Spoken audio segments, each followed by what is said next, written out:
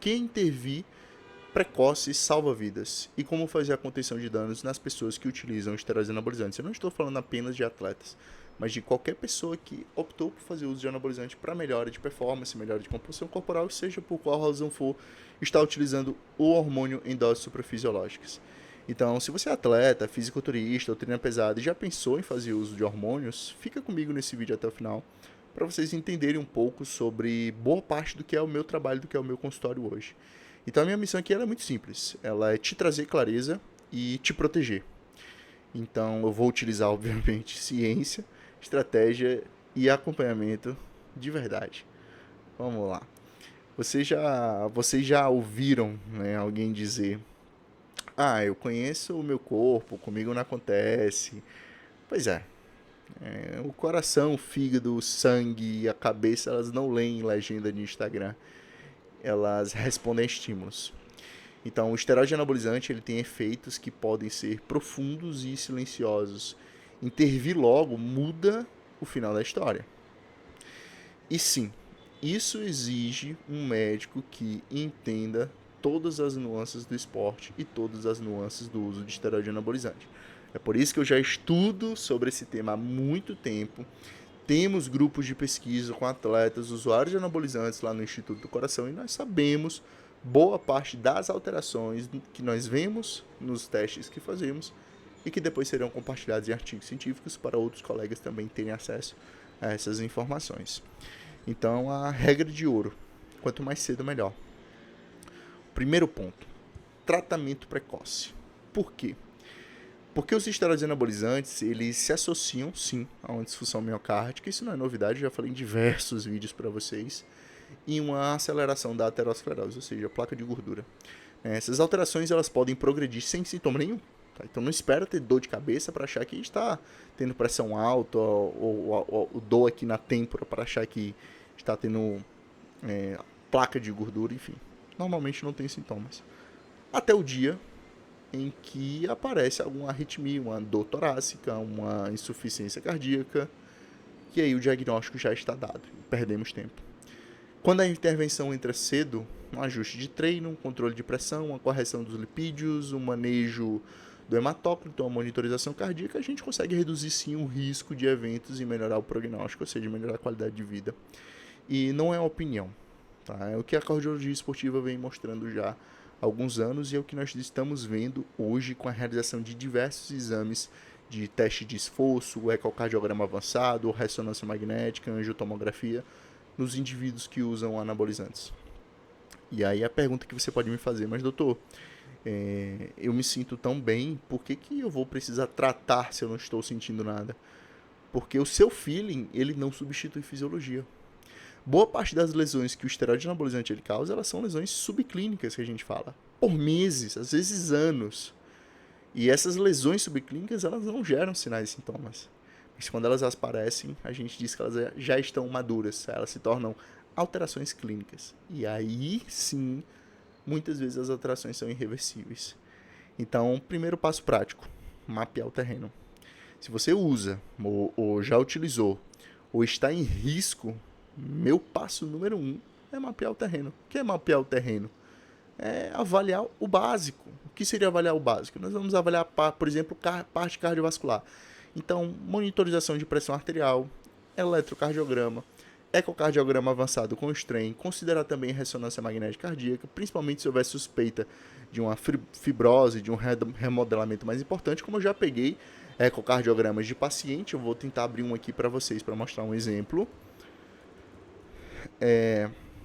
Com septo aumentado. Então, eu tenho aqui do paciente, óbvio que eu não vou mostrar o prontuário para vocês, mas eu quero dar um exemplo para vocês não ficarem achando, tudo que ele está falando, isso não existe, etc, etc, etc. Aqui, ó.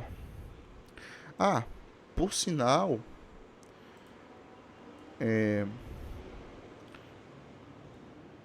esse paciente passou em um cardiologista para pedir uma segunda opinião e isso aqui é do vídeo anterior, mas o que eu queria mostrar para vocês.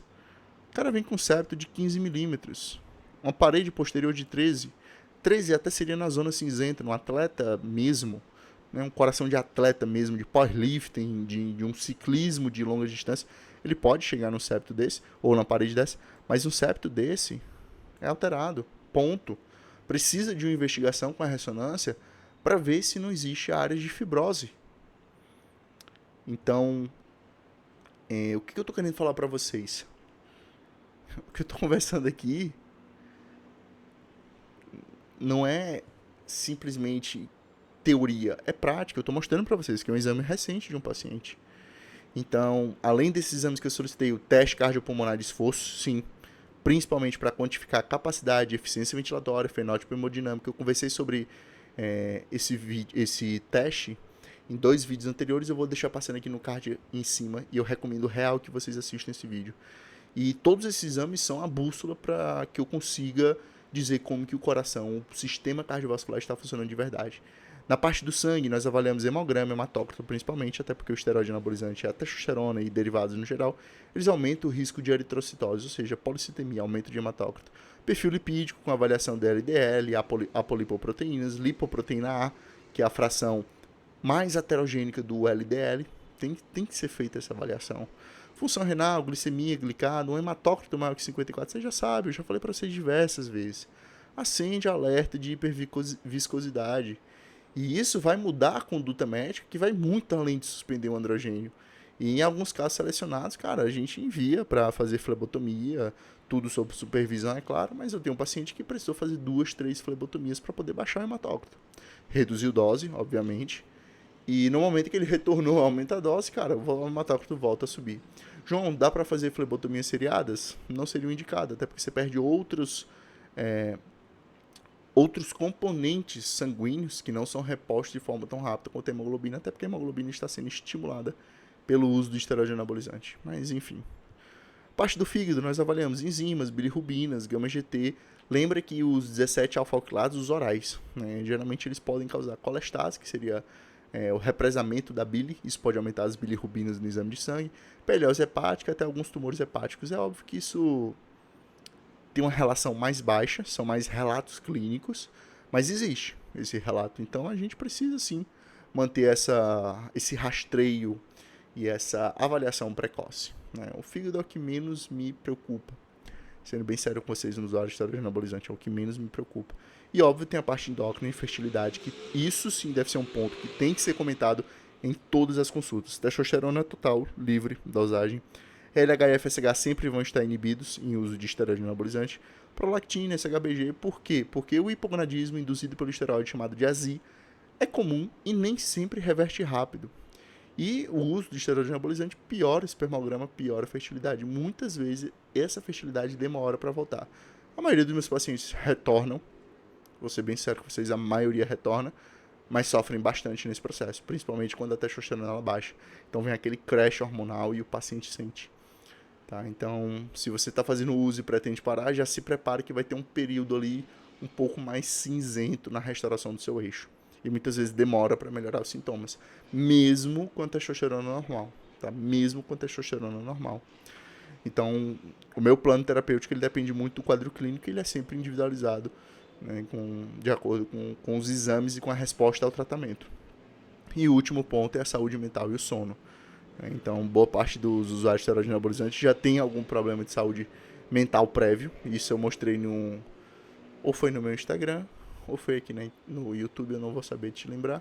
Não vou saber lembrar, mas tem um estudo da Dinamarca, que eles pegaram os indivíduos que caíram no doping, porque eles fazem doping em 80% das academias, e eles viram que tem uma associação maior com o uso de antidepressivos, né, pelo menos 2 vezes maior o uso de antidepressivos em usuários de esteroide, e 2 vezes maior, um pouco mais de 2 vezes também o uso de antipsicóticos em pessoas que fazem uso de anabolizantes. Aí fica a dúvida, quem veio primeiro, o ovo ou a galinha? O cara era ansioso, depressivo, tinha transtorno bipolar, e por isso ele foi usar esteroide anabolizante para poder melhorar a autoestima, melhorar os sintomas, ou será que o anabolizante ele causou esses problemas de saúde, ou será que o anabolizante simplesmente só agravou os problemas que ele já tinha? Eu acredito que tem todo o cenário conjunto, não tem só uma resposta. Mas o ponto-chave é, sem essas avaliações, qualquer conduta vira chute. E com esses exames a gente consegue personalizar e tentar proteger o paciente. Então, aqueles vídeos que vocês veem nos rios, cara, ah, tô usando esteroide anabolizante, toma 100 miligramas de AS. Ah, você que usa esteroide anabolizante, você tem que usar 80 miligramas de telmisartana. Você que usa esteroide anabolizante, você tem que utilizar 300 miligramas de natoquinase. Essa é a maior falha. Por quê? Porque essas medicações, tirando a natoquinase, que é um fitoterápico que já te adianto e já mostrei em outros vídeos, não tem evidência robusta de que serve para baixar hematócrito ou que muda desfecho cardiovascular. Não tem. A não ser para a pessoa que vende o produto e ganha muito dinheiro em cima disso, para a saúde dela melhora bastante, principalmente a saúde financeira. Mas para a sua, não. Então, falando de outras medicações de verdade, telmisartana, AS, clopidogrel, enfim, outras que estão caindo no meio popular das pessoas utilizarem, são medicações que são sim muito utilizadas na minha prática. O AS não utilizo raramente, eu utilizo raríssimas exceções, porque as indicações delas são muito poucas, mas sim, telmisartana, a classe da telmisartana, que são os bloqueadores do receptor, os IECA, beta-bloques, eu utilizo bastante, porque são as formas de tratamento da insuficiência cardíaca.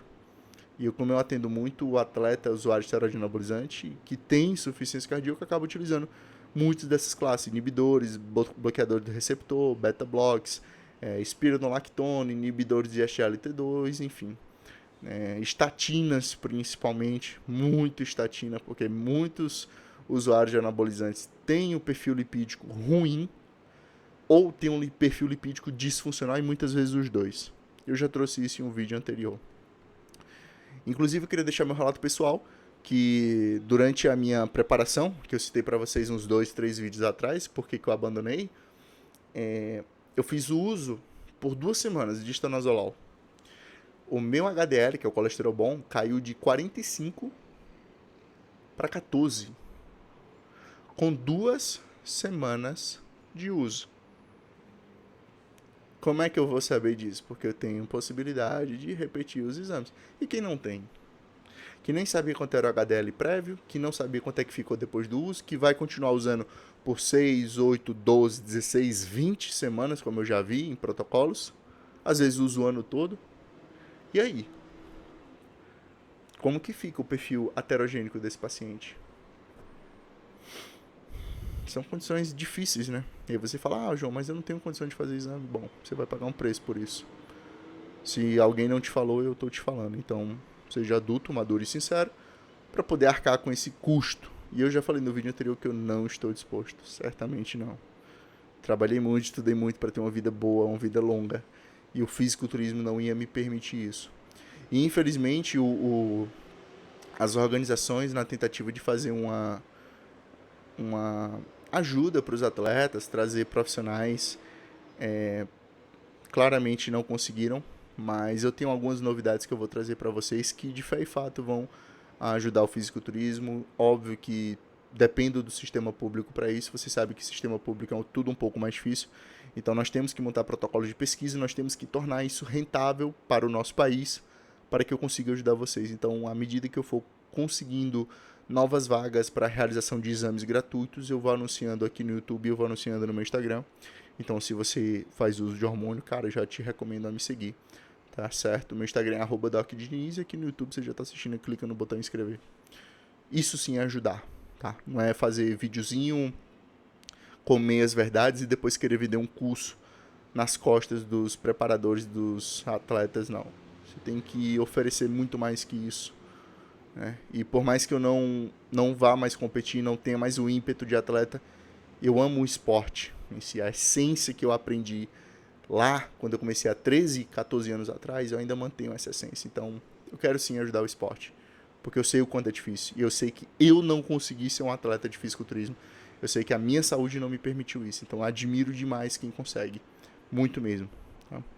Principalmente pela abdicação que eles têm da qualidade e da longevidade de vida.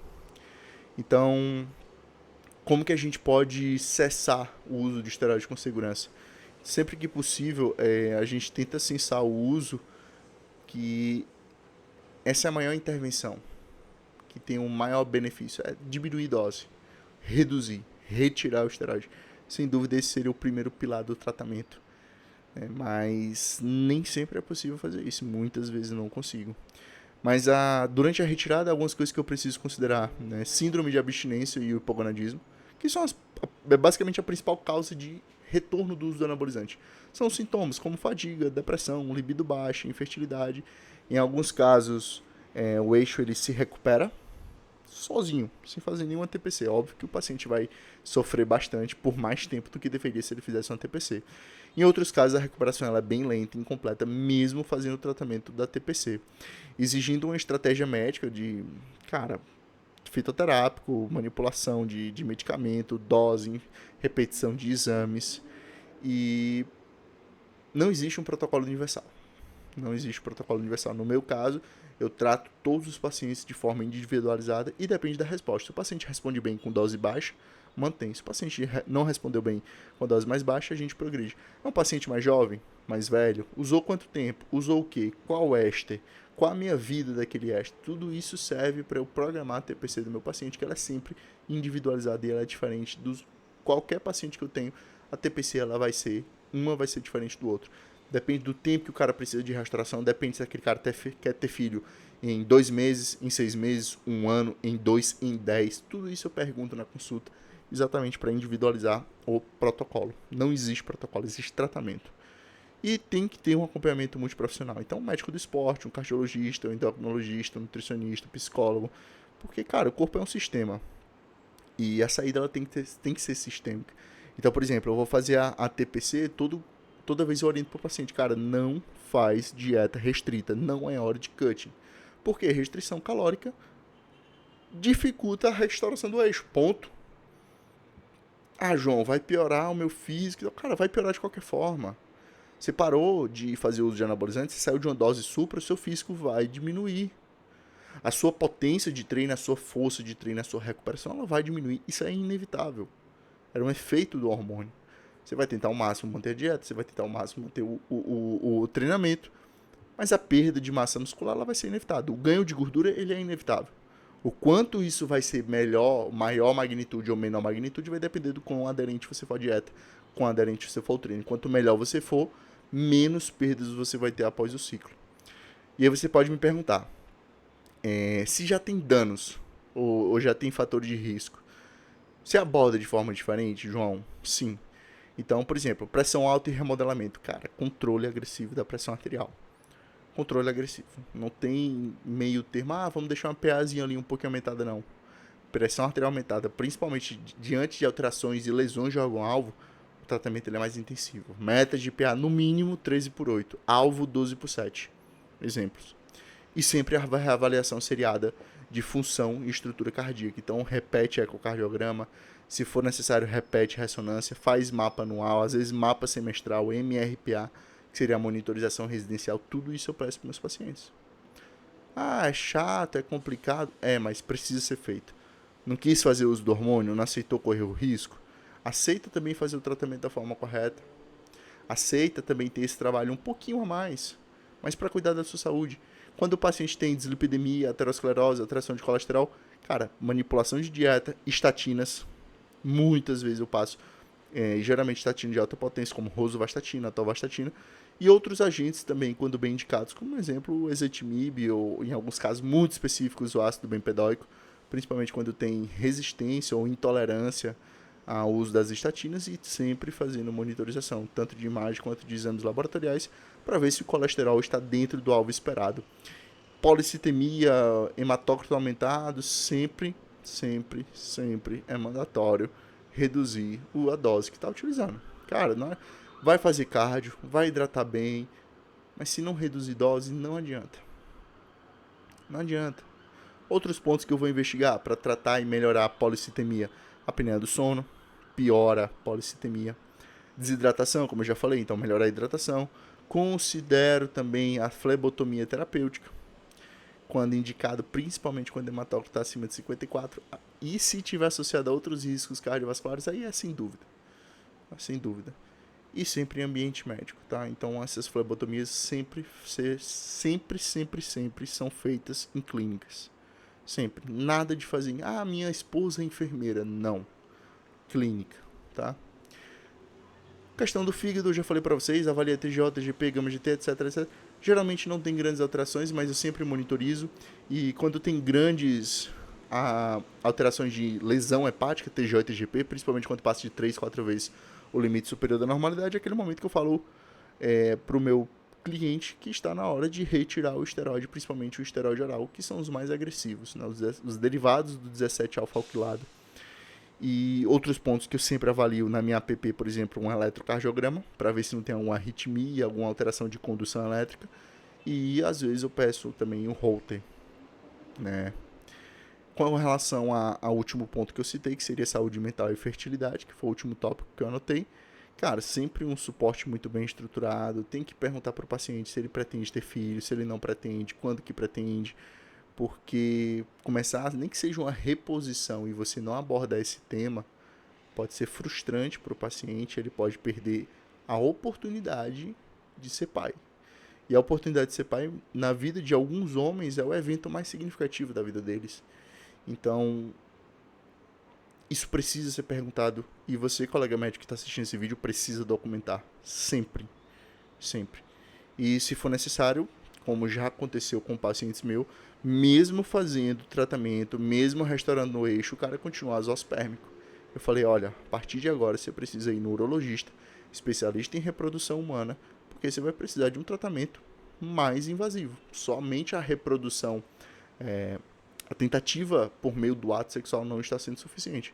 Você está na frequência adequada, com um espermatozoide, um espermograma que não recuperou completamente, o seu eixo já está muito bom e você tem pressa para ter filhos. Então, vai no urologista especialista em reprodução humana. Já aconteceu.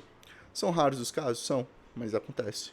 Principalmente, idade do paciente, quanto mais velho, mais difícil de restaurar o eixo, tempo de uso do anabolizante, droga utilizada, éster do esteroide, que faz parte da droga, e a origem também desse esteroide. Muitas vezes o esteroide do mercado paralelo parece ser mais agressivo, tanto para o sistema cardiovascular quanto para a parte de fertilidade. E óbvio, a genética. Tem paciente que vai usar hormônio e não vai inibir tanto a produção de espermatozoide. Tem paciente que vai usar um durateston e vai ter a inibição completa. Tô sendo bem grosseiro, tá? Mas a genética ela é muito importante. E é uma das coisas que me fez desistir de ser um atleta de fisiculturismo. Mas, continuando, além disso, o que eu faço no usuário de esteroide? Eu reprogramo todo o treino, principalmente a parte de aeróbicos, otimizar a intensidade moderada, alta intensidade, frequência, quantas vezes por semana, volume, qual o tempo que vai fazer, intensidade, qual a frequência cardíaca que vai fazer, qual a modalidade que vai fazer. Tudo isso eu explico para o meu paciente. E sempre eu mantenho um acompanhamento contínuo. Então, os pacientes que fecham o programa de consultoria, eu tenho o meu WhatsApp disponibilizado para esse cara 24 horas por dia. E eu vou ajustando. Ajusta isso no teu treinamento, ajusta aquilo, recebo feedback e vou modificando para esse cara melhorar. É óbvio que o exercício que eu prescrevo, ele é muito melhor avaliado quando o cara tem um teste cardiopulmonar de esforço, que aí eu tenho definição de primeiro limiar, segundo limiar, tenho as frequências cardíacas, tenho um VO2, e eu vou estruturar todo o planejamento de treino baseado nisso. E depois ele vai repetir o exame e ele vai ver, poxa, melhorou. Meu primeiro limiar, que era precoce, foi mais para frente. Opa, melhorei capacidade cardiorrespiratória. Meu segundo limiar também. Melhorei de novo. Meu VO2 máximo, que era de 30, subiu para 35. Tudo isso baseado num teste de esforço. Às vezes o cara já tem uma disfunção que dá pra ver no pulso de oxigênio, num always alterado, ou no slope, ver a VCO2 alterado, e esse cara melhora. Falei grego, assiste aqui no link, que vai estar passando no cardio desse lado ou desse daqui. E se você tiver interesse em aprender de forma mais aprofundada, QR Code no canto superior da tela. E esse paciente ele retorna para mim no máximo em 60 dias. Então, a contenção de danos ela é um mínimo que não é negociável. Não é o que eu estou fazendo nesse vídeo aqui, não é incentivo, não é apologia ao uso, é uma realidade clínica. Se a pessoa já está utilizando esteroide anabolizante, ela dificilmente vai parar. E eu já senti isso na prática. Eu achei que eu ia conseguir parar o uso de todo mundo, não consegui. São mínimas, eu conto na mão, menos de uma dúzia dos pacientes que eu já atendi hoje falaram para mim, João, eu quero parar o uso, e de fé e fato pararam e não retornaram até hoje. Menos de uma dúzia, meia dúzia, para ser bem preciso. 4 pacientes. dos mais de 150 ou 200 que eu atendi nesse último ano. 4. Então não é algo fácil, não é algo comum. Engana-se quem pensa que é. Então o mínimo para reduzir os danos inclui transparência.